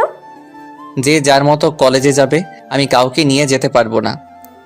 এটা কেমন কথা? মেয়েটা একা একা কি করে কলেজে যাবে? যার যেভাবে খুশি যাক, আমি কাউকে নিয়ে যেতে পারবো না। আমি আম্মুকে আর কিছু বলতে না দিয়ে সোজা রুমে চলে আসলাম। রুমে এসে রেডি হয়ে তামান্নার আগেই কলেজে চলে গেলাম। আমি, সানি, আইমান আর ইতু একসাথে বসে আছি। তামান্নাকে আসতে দেখে সানি বলল, মামা, ও আসছে, শুরু করে দে। কে আসছে? আরে শালা, তোর বউ আসছে। প্ল্যান অনুযায়ী কাজ শুরু করে দে। এরপর আমি আর ইতু বসে বসে দুজন দুজনের হাত ধরে হেসে হেসে কথা বলছি। ইতু প্ল্যান অনুযায়ী আমার হাত ধরে বসে আছে। তামান্না তো আমাদেরকে দেখে রাগে ফুলতে লাগলো। তামান্না আমাদের কিছু না বলে সোজা উপরে চলে গেল। আমরা তো সবাই হাসতে হাসতে শেষ। আমরা কেউই আজ ক্লাস করিনি। সবাই বসে বসে আড্ডা দিচ্ছি। তামান্না উপর থেকে বারবার আমাদের দিকে তাকাচ্ছিল। আমি অভিনয়টা বেশ ভালো করে চালিয়ে যাচ্ছি না? যে কেউ দেখলে বলবে আমরা দুজন দুজনকে অনেক ভালোবাসি, কিন্তু এটা ছিল আমাদের প্ল্যান। এভাবে 2 ঘন্টা পার হয়ে গেল। 2 ঘন্টা পর তামান্না ও তার বান্ধবীরা একসাথে আমার দিকে আসছে। সানি আর আইমান ওদের দেখে গান গাইতে লাগলো। আমার এই বাজে স্বভাব কোনোদিনও যাবে না। একটা সিনিয়র মেয়ে এসে সানিকে বলল, যখন একটা কানের নিচে পড়বে এমনিতেই বাজে স্বভাব চলে যাবে। আমি তখনও ইতুর হাত ধরে বসে আছি। আর আমার এমন আচরণ দেখে তামান্না বলল, ছি শিহাব, তোমার লজ্জা করে না? কেন আমার লজ্জা করবে কেন? আমি কি ল্যাংটা হয়ে আছি নাকি? ল্যাংটা হয়ে না থাকলেও তার থেকে অনেক খারাপ কিছু করছো। বাসায় বউ রেখে এখানে অন্য একটা মেয়ের সাথে। ছি। ওয়েট, বউ মানে কার কথা বলছেন? কার সাথে আবার বলবো? আমার সাথে বলছি। হোয়াট? কে আপনি? আপনাকে তো আমি চিনিই না। কি বললে? তুমি আমাকে চেনো না? আমার ভাবতেই অনেক ঘৃণা লাগতেছে তুমি এতটা খারাপ। আপনার লজ্জা করে না একটা জুনিয়র ছেলের পিছনে পিছনে ঘুরতে? আপনাকে তো আমি পাত্তাও দেই না, তাহলে কেন বারবার আমার পিছনে আসেন? এতক্ষণে পুরো ক্যাম্পাসের ছেলে মেয়ে সবাই আমাদের দিকে তাকিয়ে আছে। তামান্না তো লজ্জায় মাথা নিচু করে আছে। দেখলাম ওর চোখের কোণায় পানি। কান্না করতে করতে কলেজ থেকে বাইরে চলে গেল। আমার নিজেরও একটু খারাপ লাগছে। ব্যাপারটা আসলে একটু বাড়াবাড়ি হয়ে গেছে। পরে আমি, সানি আর আইমান কলেজ থেকে বেরিয়ে গেলাম আর ইতুকে একটা ধন্যবাদ দিয়ে আসলাম। এরপর আমরা বাহিরে কিছুক্ষণ আড্ডা দিলাম। অবশেষে আমরা বাসায় চলে গেলাম। বাসায় গিয়ে দেখি তামান্না ওর সবকিছু গুছিয়ে নিয়ে বাড়ি থেকে চলে যেতে যাচ্ছে। এদিকে আম্মু ওকে অনেক বোঝাচ্ছি, কিন্তু কোনো কিছুতেই বুঝতে চাচ্ছে না। তামান্না সবকিছু ভুলে ব্যাগ নিয়ে বাপের বাড়ি চলে গেল। এদিকে আম্মু ঠাস ঠাস করে আমাকে চর মারতে লাগলো। আমাকে চর মারতে মারতে আম্মু বলল, কুলাঙ্গার একটা ছেলে, তোর কারণে আজকে আমার মেয়েটা বাড়ি থেকে চলে গেল। আমার মেয়েটার যদি কিছু হয় তাহলে তোর অবস্থা আমি খারাপ করব। আমার কথা শুনে আমার মাথায় বাজ পড়লো। নিজের ছেলের কোনো খোঁজ নেই, ছেলের বউ নিয়ে পড়ে আছে। আমার সাথে রাগারাগি করে আমি ছাদে চলে গেলাম। ছাদে গিয়ে বসে আছি। আমার অনেক খারাপ লাগছে, কারণ আজকে একটু বেশি বাড়াবাড়ি হয়ে গেছে। কিন্তু কি করব, ও আমার সাথে যা যা করেছে তার ফল ওকে পেতেই হবে। কিন্তু মনে হচ্ছে ওর সাথে একটু বেশি করে ফেলেছি। কি করব কিছুই বুঝতে পারছি না। সানিকে একটা কল দিলাম। কিরে, কই তুই? এই দুপুরবেলা বাসা ছাড়া কই থাকবো? কোনো সমস্যা হয়েছে নাকি? হ্যাঁ, সমস্যা তো একটা হয়েছে। আবার কি সমস্যা হলো? ফোনে বলা যাবে না, তুই তাড়াতাড়ি পুকুর পাড়ে চলে আয়। আমি আইমানকেও বলে দিচ্ছি। শোন, তোকে আইমানকে বলতে হবে না, তুই চলে আয়, আমি বলছি ওকে। আচ্ছা ঠিক আছে, তাড়াতাড়ি পুকুর পাড়ে চলে আয়। আচ্ছা ঠিক আছে, কিন্তু কখন আসবি? আসরের নামাজ পড়ে চলে আয়। আচ্ছা ঠিক আছে। এখন ফোনটা রেখে ছাদ থেকে নিচে চলে আসি। নিচে এসে দেখি আম্মু না খেয়ে আমার জন্য টেবিলে খাবার রুমে চলে গেছে। আমি আম্মুর রুমে গিয়ে আম্মুকে বললাম, কি ব্যাপার আম্মু, খাবে না? তোর খাবার তুই খা, আমি আমার মেয়েকে ছাড়া খাবো না। এই মহা যন্ত্রণা দূর আর ভালো লাগে না। এই বলে আমি আম্মুর রুম থেকে বেরিয়ে আসলাম। আমিও কিছু খেলাম না, না খেয়ে রুমে গিয়ে ঘুমানোর চেষ্টা করছি, কিন্তু ঘুম আসছে না। পরে উঠে বাইরে চলে গেলাম। তারপর আসরের নামাজ পড়ে পুকুর পাড়ে চলে গেলাম। সেখানে গিয়ে দেখি সানি আর আইমান পুকুর পাড়ে বসে আছে। আমি ওদের কাছে গিয়ে বললাম, কিরে তোরা আসছিস? কিন্তু তোর মোবাইল বন্ধ কেন? আমি মোবাইলটা হাতে নিয়ে দেখি মোবাইলটা বন্ধ হয়ে আছে। সরি, ফোনে চার্জ নাই। আচ্ছা বল, কি সমস্যা? এখন ওদের দুজনকে সবকিছু খুলে বললাম। আমার কথা শুনে আইমান বলল, শিহাব, আমার মনে হয় তোর এখন তামান্নাদের বাসায় যাওয়া উচিত। দূর, আমি সেখানে গিয়ে কি করব? তুই তামান্নার কাছে সবকিছুর জন্য মাপ চাইবি, আর ওকে বলবি ডিভোর্স পেপারটা নকল ছিল। কি বলিস, নকল ডিভোর্স পেপার মানে? হ্যাঁ, আমি জানতাম একদিন সবকিছু ঠিক হয়ে যাবে, তাই তোর সাথে একটু অভিনয় করছি। শালা, তোরা তো মির্জাফরের থেকে অনেক বড় প্রতারক। আচ্ছা, এসব এখন বাদ দে তো। তুই তামান্নাদের বাড়িতে যাবি কিনা তাই বল। শালা, তোরা আমার সাথে যা করলি, আমি কোথাও যাব না। তাহলে বসে বসে আঙুল চোষ। তামান্না কি আমাকে মেনে নিবে? দেখলি না, তামান্না তোকে অন্য কারোর সাথে সহ্য করতে পারে না। সেটা তো আগে ছিল, কিন্তু কাল কলেজে ওর সাথে যা করলাম তারপরেও কি ও আমাকে মেনে নিবে? চেষ্টা করতে তো আর নিষেধ নেই নাকি? তোকে তো আগেই বলেছিলাম, যা করবি চিন্তা ভাবনা করে করবি। শালা, তুই চুপ থাক। আজ তোর বুদ্ধিতেই এমন হয়েছে। আজ তোর কথা না শুনলে কিছুই হতো না। আরে আমি কি জানতাম নাকি যে তামান্না ওর বাবার বাসায় চলে যাবে? আচ্ছা, এখন সব বাদ দে তো। এখন কি করা যায় সেটা ভাব। আচ্ছা চল, কিছু খেয়ে আসি আগে। তোর তো খাওয়া ছাড়া আর কোনো কথাই নেই। এই, তুই কি এখন ওদের বাসায় যাবি? না, যাব না। যদি যেতেই হয় তাহলে কাল যাব। ওদের সাথে আরো কিছুক্ষণ আড্ডা দিলাম। কিছুক্ষণ পর বাসায় গেলাম। রাত প্রায় 10টা, কিন্তু আম্মু খাইতে আসলো না। একা খাইতে বসছি, এমন সময় তামান্নার আম্মু ফোন দিল। হ্যালো। পুরোটা বলার আগেই তামান্নার আম্মু কান্না করে দিল। বাবা, তুমি কই? আমি তো বাসায়। আপনি কান্না করছেন কেন? কোনো সমস্যা হলো নাকি? তামান্না? আর কিছু না বলেই কল কেটে দিল। আমি আবার কল দিলাম, কিন্তু কল আর কেউ ধরছে না। না, আর বসে থাকা যায় না। তামান্নার যে আবার কি হয়েছে আল্লাহ ভালো জানে। আমি সানি আর আইমানকে কল করে রেডি হতে বলে আমি বাসা থেকে বের হয়ে একটা সিএনজি নিলাম। মাঝপথে সানি আর আইমানকে তুলে নিলাম। তারপরে আইমান আমাকে বলল, কিরে, এত রাতে আবার কি হলো? একটু আগে তামান্নার আম্মু ফোন করে কান্না করতে লাগলো। কিছুই বুঝলাম না। কেন, আবার কি হয়েছে? আমি তো জানি না। আমায় তো কিছুই বললো না, শুধু কান্না করছিল আর হুট করে কল কেটে দিল। তারপর আমি অনেকবার কল করলাম, কিন্তু ধরলো না। আল্লাহ জানেন কি হয়েছে। ওদের সাথে কথা বলতে বলতে তামান্নার বাসার সামনে চলে আসলাম। অনেকবার কলিং বেল বাজালাম, কিন্তু ভেতর থেকে কারো কোনো আওয়াজ নেই। দরজা ধাক্কা দিলাম, কিন্তু তাতেও কোনো কাজ হলো না। পরে সানি বলল দরজা ভেঙে ফেলতে। তারপর দরজা ভাঙার চেষ্টা করলাম, কিন্তু পারছিলাম না। তিনজনে অনেক কষ্ট করার পর দরজা ভেঙে ফেললাম। দরজা ভাঙার পর ভিতরে গিয়ে তো আমার মাথায় আকাশ ভেঙে পড়লো। তামান্নার বাম হাতটা কাটা, ফিনকি দিয়ে রক্ত বের হচ্ছে। তামান্না অচেতন অবস্থায় পড়ে আছে। রক্তে পুরো ফ্লোর লাল হয়ে গেছে। অতিরিক্ত রক্তক্ষরণের কারণে তামান্না জ্ঞান হারিয়ে ফেলেছে। ওর এই অবস্থা দেখে তো আমি ভয়ে কাঁপতে লাগলাম। আমি কি করব কিছু বুঝতে পারছি না। আচ্ছা, তামান্না এখানে পড়ে আছে, কিন্তু ওর মা কোথায়? তামান্নার মাকে খোঁজার জন্য তামান্নার মায়ের রুমে গেলাম। তামান্না মায়ের রুমে গিয়ে দেখলাম তামান্নার আম্মু খাটের উপর উল্টা হয়ে পড়ে আছে। খাটের উপর পা পিছলে পড়ে মাথায় আঘাত খেয়ে অজ্ঞান হয়ে আছে। দেখে মনে হচ্ছে তাড়াহুড়ো করতে গিয়ে পা মোচড় খেয়ে খাটের উপর জোরে পড়ে গেছে, যার কারণে মাথায় আঘাত লেগে অজ্ঞান হয়ে গেছে। কি করব কিছুই বুঝতে পারছি না। আমার শার্টটা খুলে তামান্নার হাত বেঁধে নিলাম যাতে আর রক্ত না বের হয়। এরপর দুজনকে একসাথে হাসপাতালে নিয়ে গেলাম। ওদের দুজনকে ইমার্জেন্সিতে দিয়ে আমি বাহিরে অপেক্ষা করছি। নিজের অজান্তেই চোখ দিয়ে পানি ঝরতে লাগলো। আজ শুধু আমার জন্যই এমন অবস্থা হলো। আমি যদি আজ এমনটা না করতাম তাহলে আজ কিছুই হতো না। তামান্নার জ্ঞান ফিরলেই ওর কাছে মাপ চেয়ে নিব। এরপর আমি সানি আর আইমানকে বললাম বাসায় চলে যেতে, কিন্তু ওরা গেল না। একটু পর ডাক্তার বাহিরে এসে বলল, আচ্ছা, রোগী আপনার কি হয়? আমার স্ত্রী হয়।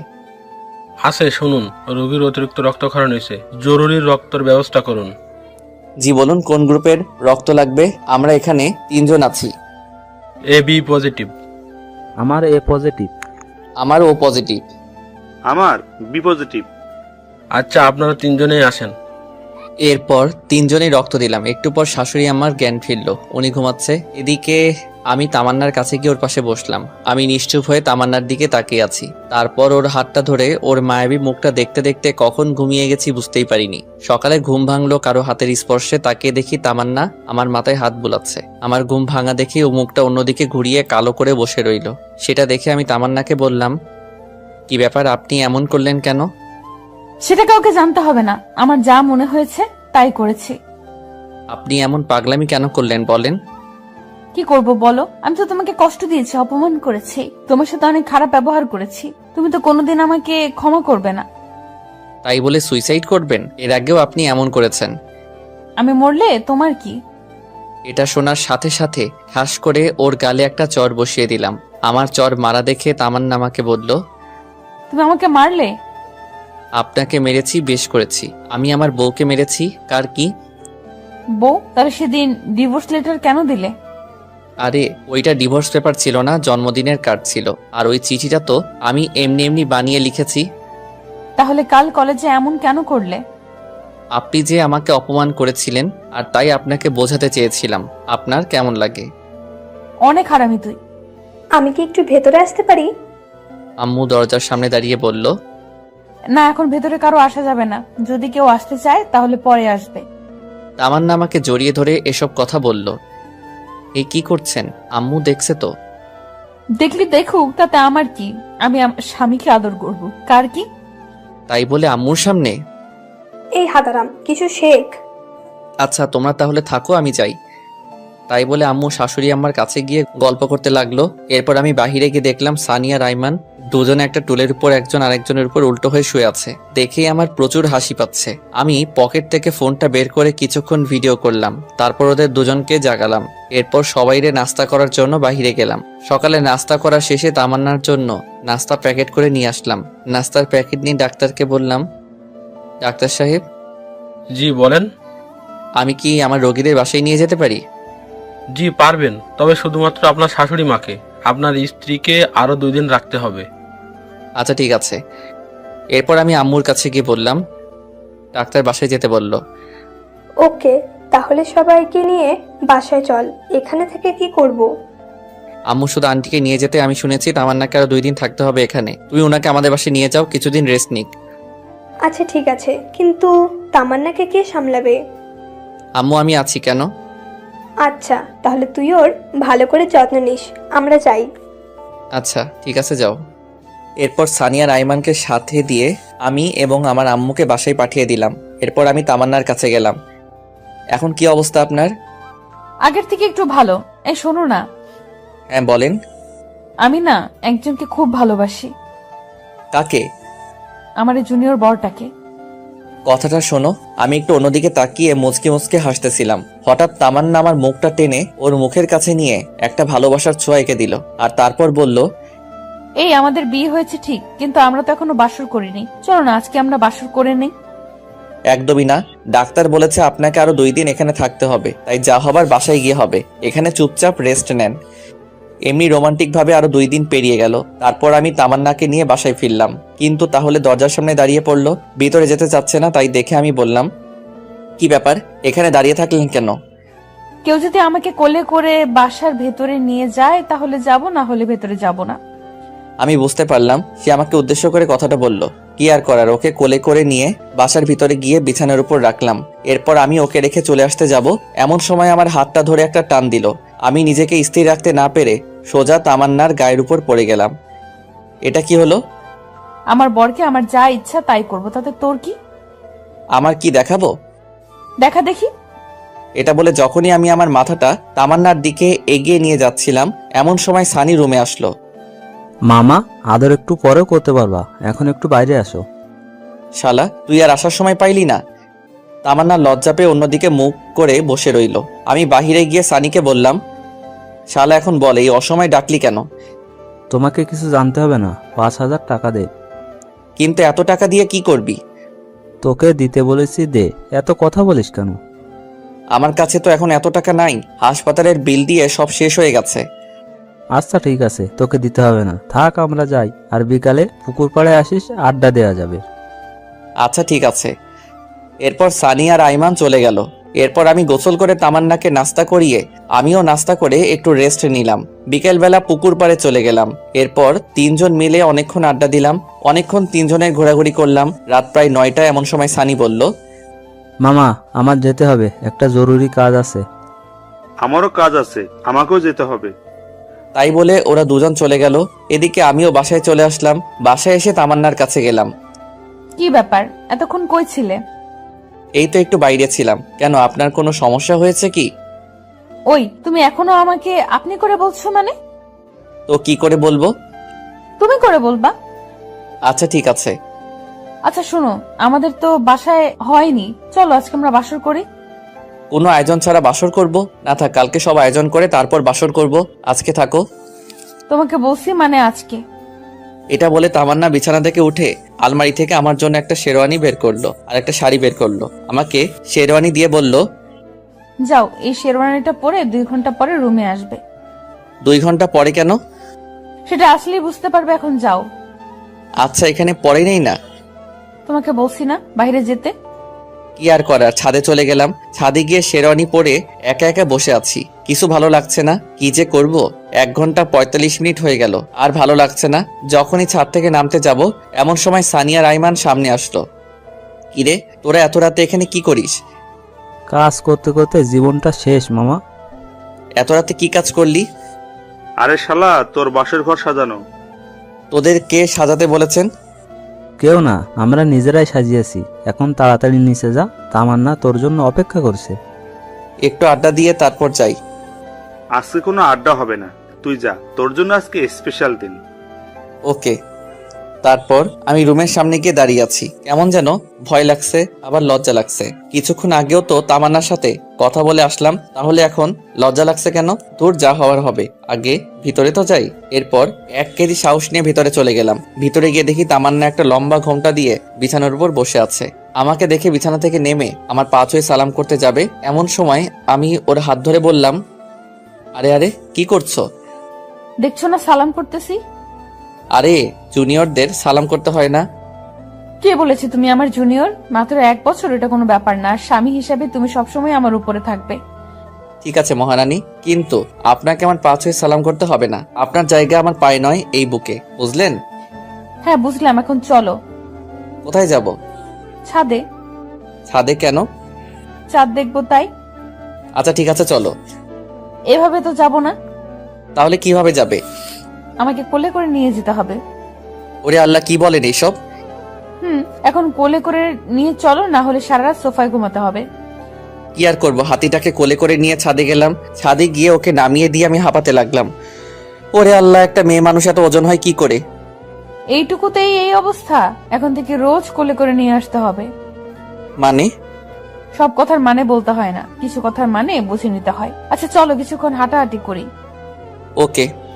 তারপর 2 জন কিছুক্ষণ হাঁটাহাঁটি করার পর তাদের একটা কোনায় গিয়ে 2 জনে বসলাম। তামান্নাও আমার পাশেই বসে। আমি উপরের দিকে তাকিয়ে বসে আছি আর ভাবছি, এই এত কি ভাবছো? আল্লাহ আমাকে পরীক্ষায় ফেলেছে, সেটার কি উত্তর দিব সেটাই ভাবছি।